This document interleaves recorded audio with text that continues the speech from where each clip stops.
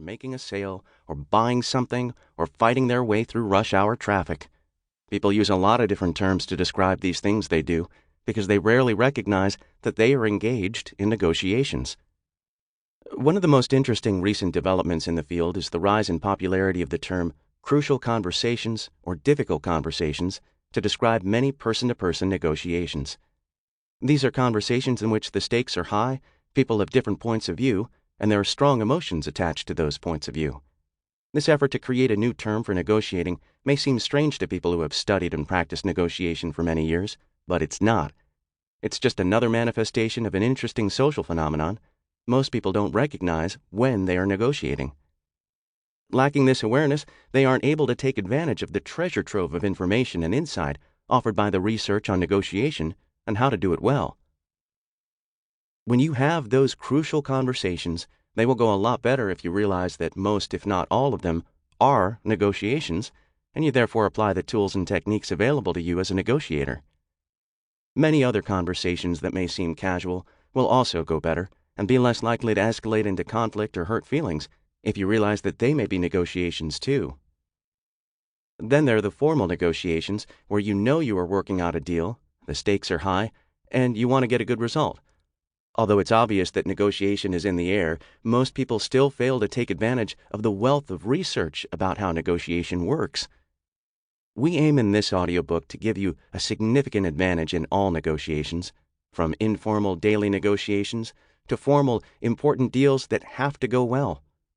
From your preparations, both mental and investigative, to your conduct, response to tactics, and clarity about style, strategy, and goals, there is a great deal we can help you refine in the pursuit of mastery over the many negotiations you encounter in business and in life as well. Is negotiation as prevalent in business as in life in general? What's true at home and among friends is even truer at work. We work in ever more interdependent ways. Nobody can accomplish anything alone, which means we often help each other at work, and just as often get in each other's way or run into conflicts and problems. That's why the business that negotiates better generally grows and prospers faster than others, and that's why individuals who master negotiation are rated as high in emotional intelligence by their peers, tend to be promoted more rapidly, and are more productive and emerge as natural leaders. Whether it's sales, administration, customer service, engineering, management, or any other area of business, negotiation skills play a surprisingly large role in career success. Negotiating by day. Think back on the events of a recent day. Did you negotiate?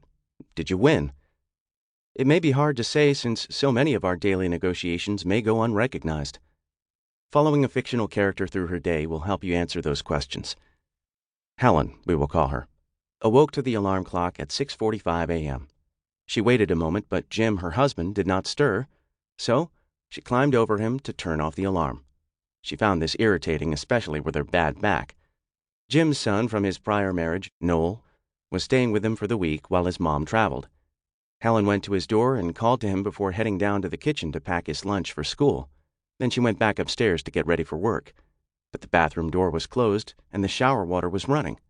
Was it Noel or Jim? No, Jim was no longer in bed. It must be Noel, but that meant no time for her shower before work, since it was her turn to drive the carpool to work, and she had to leave home early to pick up everyone else. She wished she had remembered Noel was coming when they discussed the carpool schedule at work. It would have been more convenient for her to drive next week.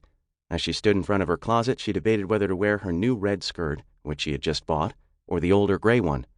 After looking to see what blouses were clean, she decided that the red skirt would have to wait until she had time to do some ironing.